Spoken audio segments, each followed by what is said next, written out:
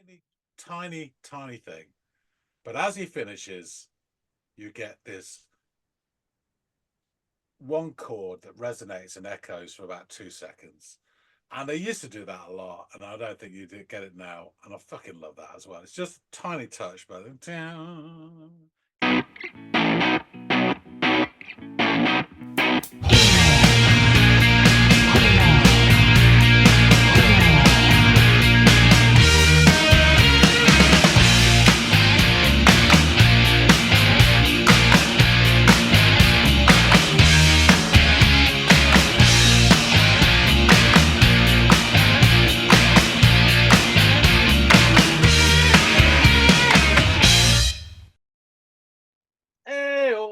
hey everybody, and welcome to another episode of Audiophiles. I'm John, he's Andy, and may no man put us under. No, it'll probably be a woman. Denim. She wears denim wherever she goes. Says she's gonna get some records by the status quo. Oh yeah. Oh yeah. Though she won't be forced against her will. Says she don't do drugs, but she does the pill. Oh yeah. Oh yeah. More on that later, perhaps. But first, track selected by my comrade, Brother Andy. What have you got for the commune today? Well, we are going to be returning to the stage of the Ed Sullivan Theater in New York City by way of an appearance on the David Letterman show. Appearing on the David Letterman show is going to be a band called White Rabbits. Now, I know one of our earliest interactions was as folks who requested music of Chris and Greg over at Into the Music, and one of my early requests over there was a song by White Rabbits called Percussion Gun. It was a live performance. And I remember seeing you weigh in on that. Yeah, and you and I had, when we finally met one another, talked about that a little bit. And you were telling me how the drums remind you of Adam and the Ants, and then you introduced me to Adam and the Ants, and oh my God, did those drums ever... I could totally see where your train of thought was there. I also had Greg listen to a song called The Plot by them as well, but they've yet to appear on our channel, and I'm a big fan of White Rabbits and their 3 albums that they had put out. And since I covered 2 songs off 2 of their 2 different albums on that channel, I figured let me offer you up one from the 3rd album. So this track is called Temporary. And again, it's a live performance on the Late Show with David Letterman. So I will say this. I remember our discussions about that. And I also say that I've got a undefinable fondness for Mr. Letterman. I don't know why. It's probably because my first probably sort of knowledge of him was seeing REM on his show. Mm-hmm. And that's back when he was still goofy, toothy grin and curly hair. Yeah. And but he was always struck me as very cool, and he always had really cool bands on his show as well, which wasn't always, it was something unusual. Yes. We didn't get any Letterman, over here. We just maybe if you're lucky, you got clips. So So yeah, I just always have had a fondness for him, just probably because of the bands on his show. Yeah, and I think I've said this before. He's leaps and bounds, in my estimation, the best late night host that America's ever put out there. I just think he's hilarious and sometimes irreverent with his humor, and a lot of stand-ups really admire the shit out of him too, because that's another thing that he had a deep admiration for, was bringing up people that he thought was funny, not that we were told to book or because of like a shared agent or anything like that. No, if he liked you, you were coming on his show, and that applied to indie underground rock and stand-up comedy as well. So I've always appreciated his taste in both those realms. Yeah, big fan of his. So I'm glad you like Letterman too. Good old Uncle Dave. Yeah, exactly. So go off, give Temporary by White Rabbits a listen, enjoy this live performance, hopefully, and come back and let me know what you think, man. Our next guest, a wonderful rock and roll band from Brooklyn. This for their forthcoming album right here, titled Milk Famous. Please welcome back White Rabbits, everybody.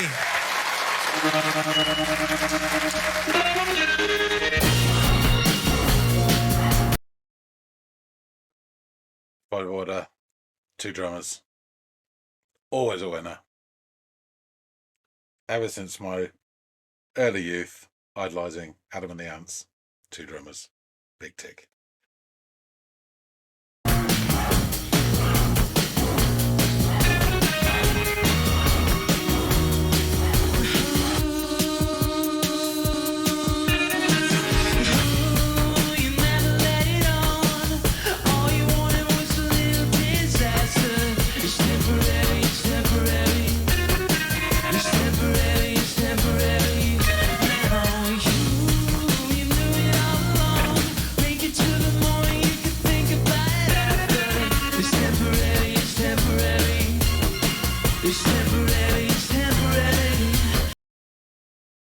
So we're firmly in sort of American indie,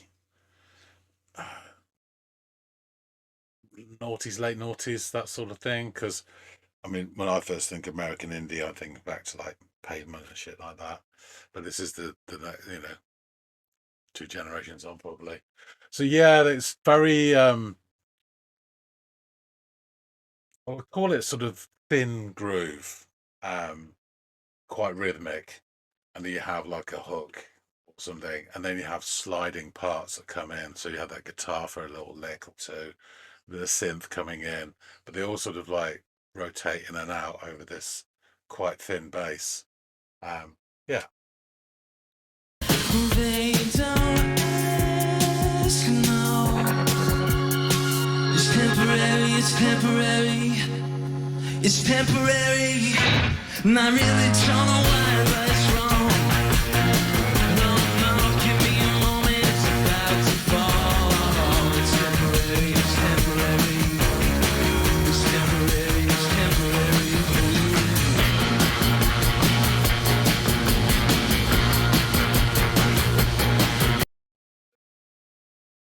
That guitar coming in there, that's very sort of hooky and groove based. Kind of reminded me a bit of like Spoon in a way they do their stuff. Or did, anyway. Yeah, interesting. They don't ask, no.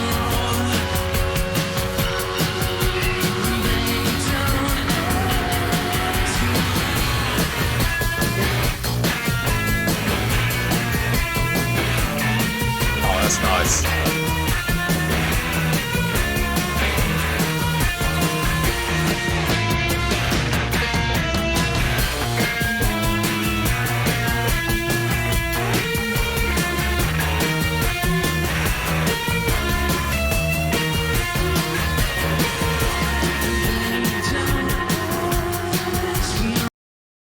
Okay, couple of things. One I forgot to mention or I didn't notice.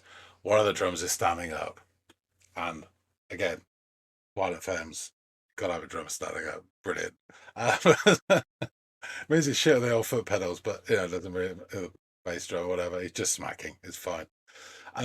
Secondly, I really, really like that guitar with those off kilter notes. Just wonderful. And had a to it as well. So it had a bit of a sort of corrosive, slightly industrial sound to it. And I don't mean industrial as in the music. I mean, it's giving me images of rusted metalwork. I liked it. And just as it finished, it's a really tiny thing, and I'm sorry for being a bit about it, but it just finished with that sort of chord that reverbs and echoes away. And used to hear that quite a bit. It's a really nice touch. It's like 1 second. And we're going to listen to it again. A bit more of him doing his gnarling. And there he is standing up, smacking away. Brilliant.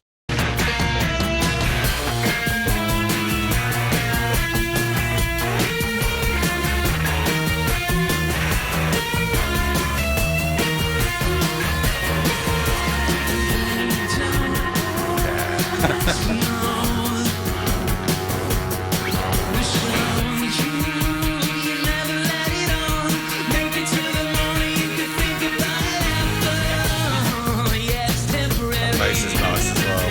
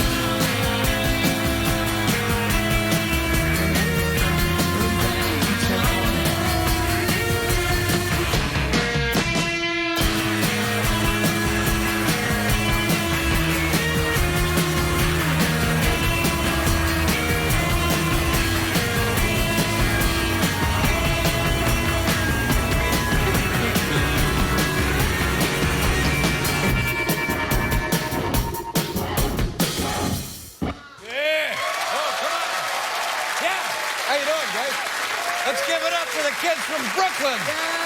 Nice job, everybody. Here it is, White Rabbits or White Rabbits. Thanks, Uncle Dave. Yeah, that was a really good performance. I really like the guitars on it, especially all those off notes. Really, really nice. Two drummers. What's not to like? Singing was all right. Nothing remarkable. All the synthy parts I could have, let go of quite easily. Bass, I could hear it. Sort of, I heard him coming and going. I know he was there the whole time, but I only heard him in bits. But that sounded really nice when I heard it as well. So yeah, and that sort of vocal melody that they don't know bit is quite hooky as well. It's quite pleasant.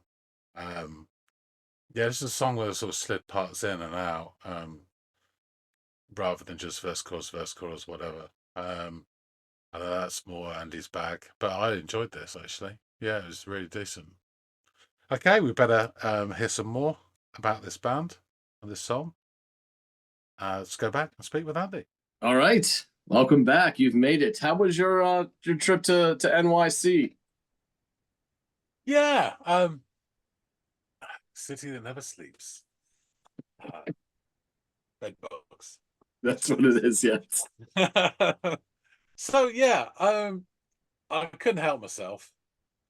The first thing I had to do, even though we already talked about it, is stop the reaction and go two drummers, because you have to point that out every time you see it, even if Yep. you've just been talking about it, and get Adam the Ants in there as well.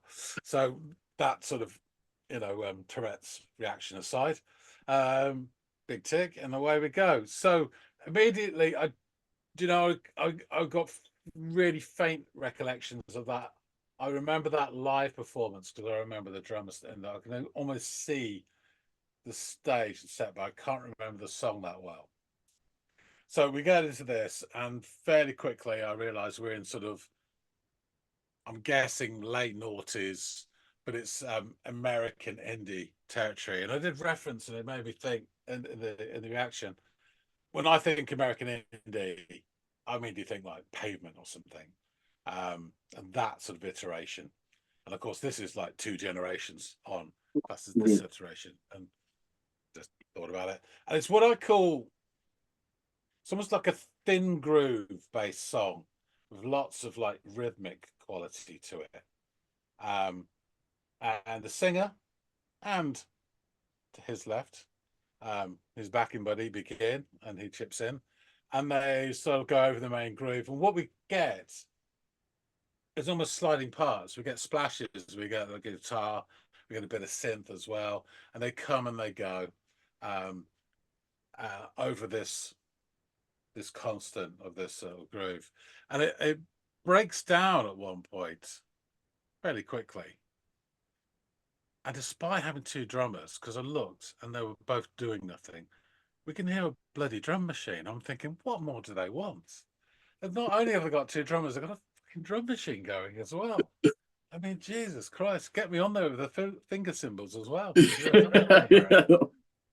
And that did shock me, but there you go. So he repeats it's temporary, and I'm honestly, at this point, I'm not particularly warming to the song. It's okay, but and it's not bad. It's okay. But then it starts to get interesting. And you know what I'm going to say.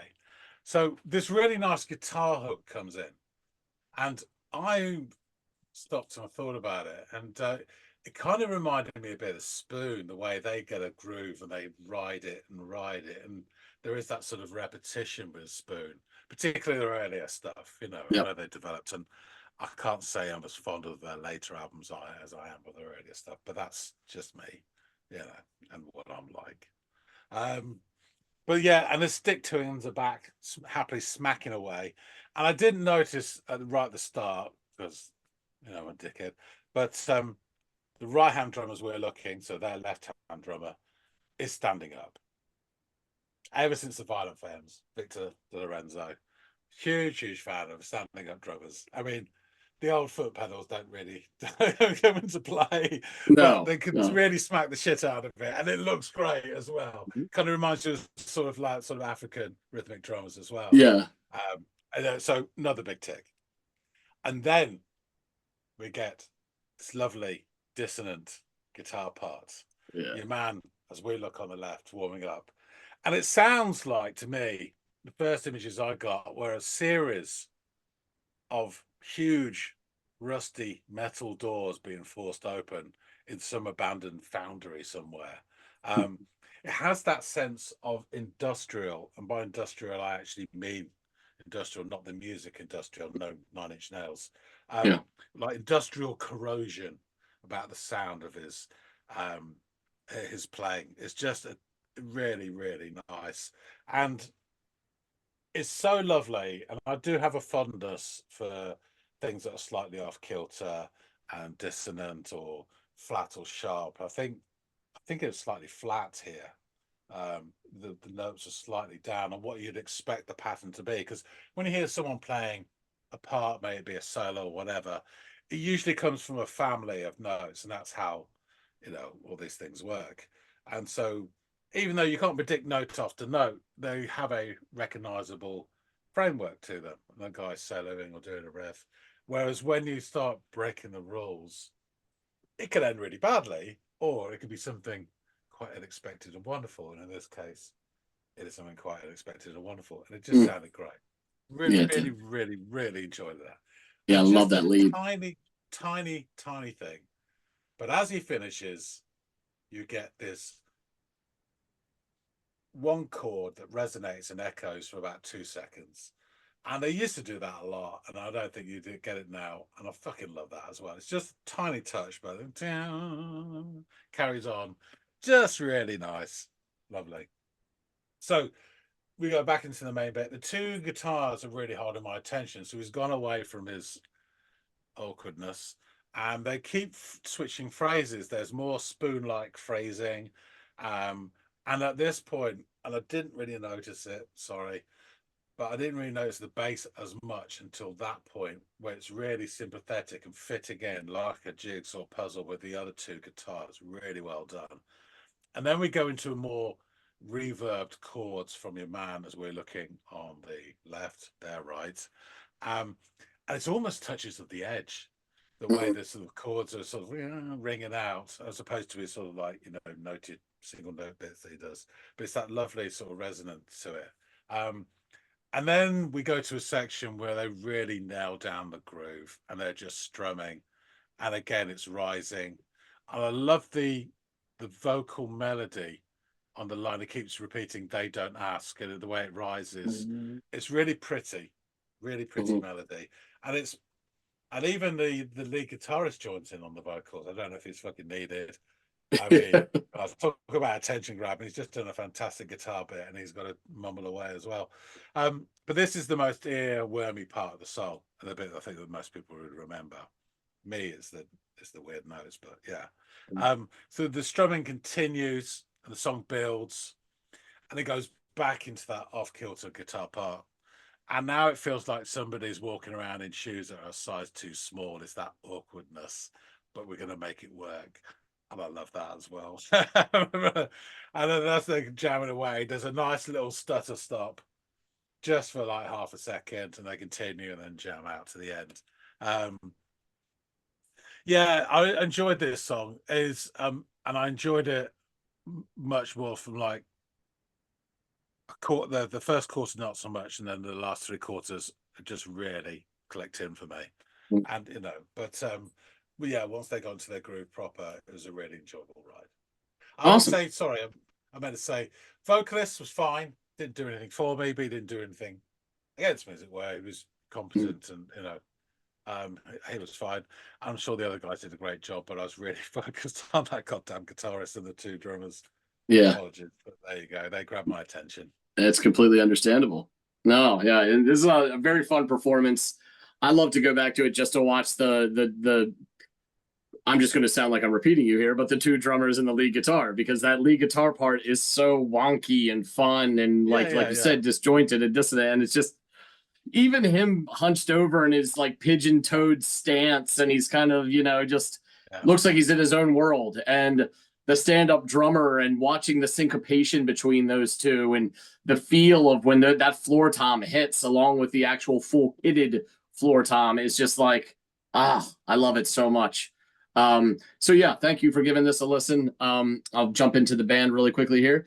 White Rabbits, they are an American 6-piece indie rock band based in Brooklyn, New York, originally from Columbia, Missouri.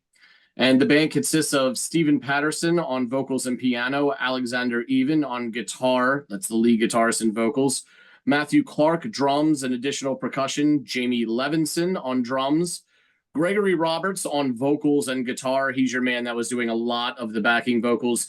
Greg Roberts and Patterson switch a lot of the time. So the one song I gave Greg was the Plot, and that was actually done by Roberts, and Percussion Gun in this one was done by Patterson. So they kind of like share the singing hat there. So yeah, Greg Roberts vocals, guitar, and Rustin Bregal on bass, who eventually replaced the original bassist Adam Russell. Their sound has been described as indie rock, indie pop, psychedelic pop, and post-punk. The band's front men, Gregory Roberts and Stephen Patterson, met at college in 2004.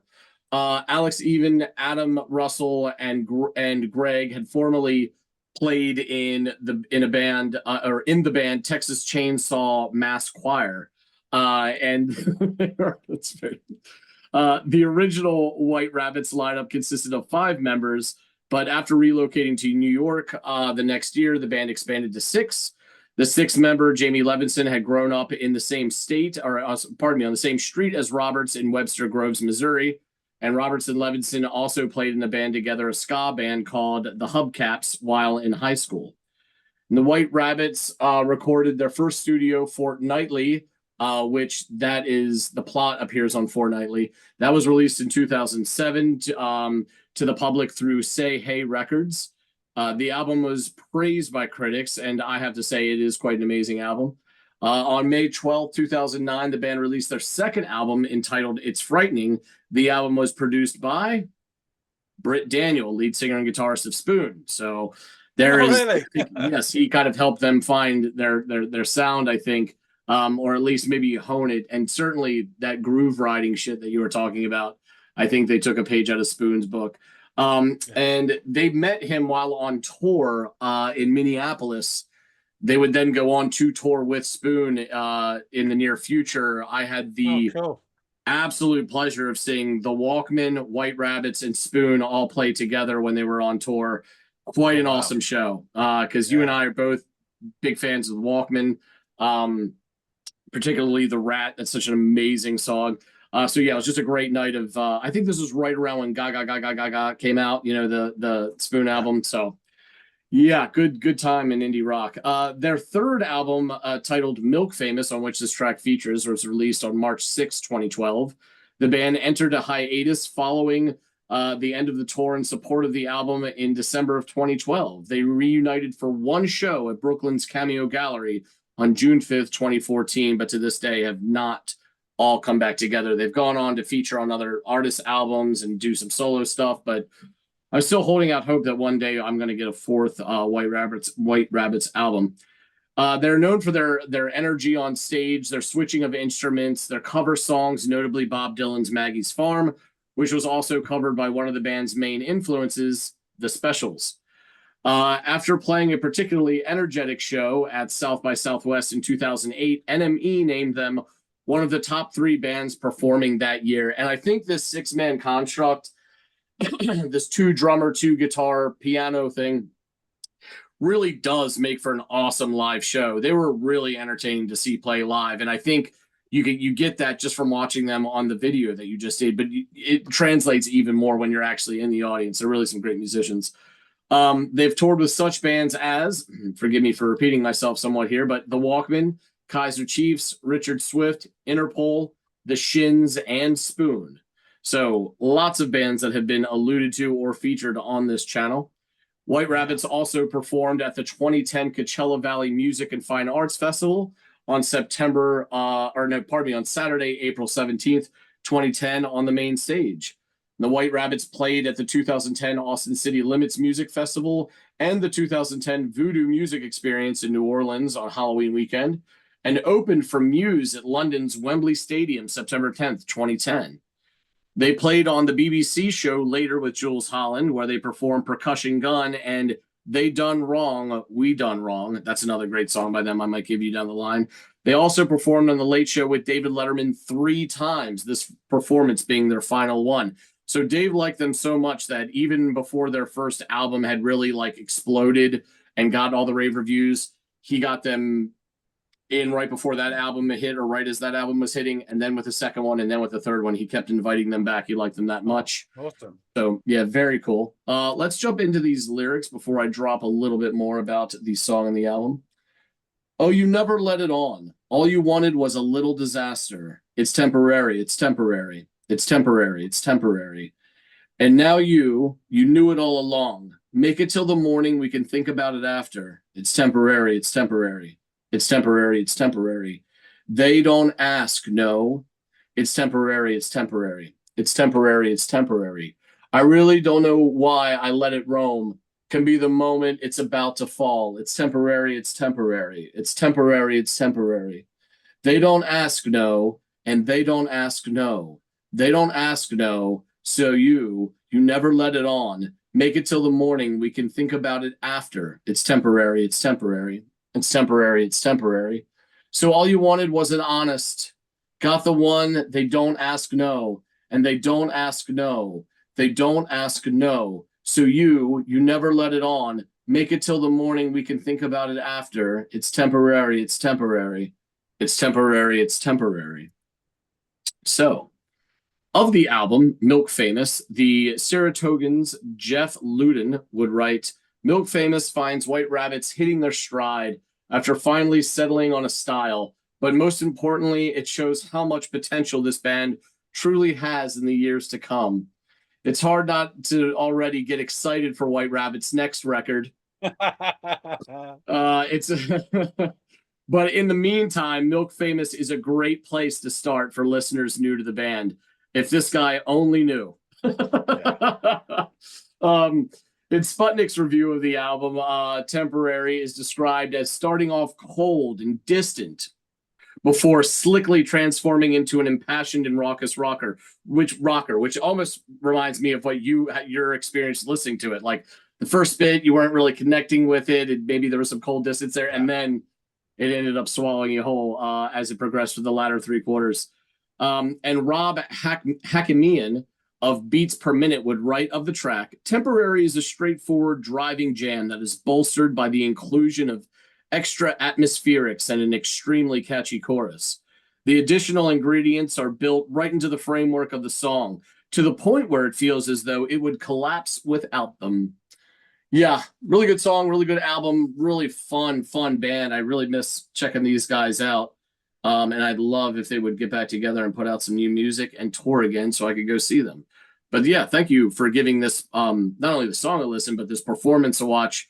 I think it only further underscores how important David Letterman it was to using his platform to then platform all these really great young up-and-coming bands. A lot like, we've talked about with Peel and Holland over there. It's good that we kind of have somebody over here doing the same thing. And yeah, just a really fun performance. I'm really glad you like the song, man. Just one thing. You mentioned about them covering Maggie's Farm. Yeah. Do you know who did the best version of Maggie's Farm? There's been a lot of covers of that song, so I don't know who you're going to select here. Bob Dylan. But no, I really, really, really love Rage Against the Machine's version of Maggie's Farm. Yes. Rage's cover is really great too. It is great. Yeah, it's really fun. It's a whole. Just reminded me of that.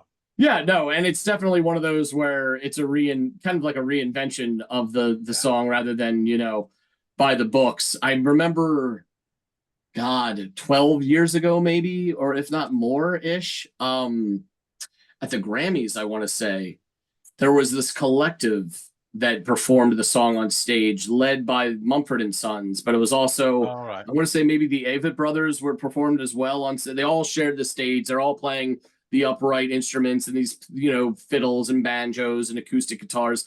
And it's a really beautiful cover of it. It's kind of by the books, as you would imagine, given the instrumentation and the bands we're talking about. But another great version of it. I mean, Dylan, yeah, so good. So good at just writing a song. Even if he's not the best one to perform it, god damn, can he write a tune.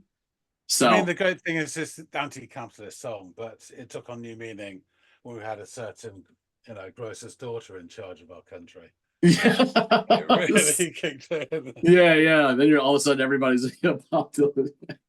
Oh man. Well, again, thank you so much, John. Guys out there in the listening audience, let us know what you thought of White Rabbits, Temporary. If you're familiar with any of those 3 albums that we discussed on the channel, I happen to love them all.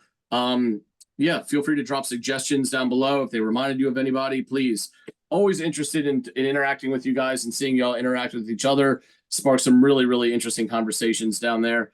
Also, while we have your attention, please feel free to do one or all of the following: like, share, and subscribe. Could really use your help. The channel's growing, and it can't get to where it couldn't have got to where it is, and it can't get to further heights without you guys out there in the listening audience. John and I truly do appreciate that. And hopefully, John and I will see all y'all in growing numbers on the next installment of the Audiophiles. See you later, guys.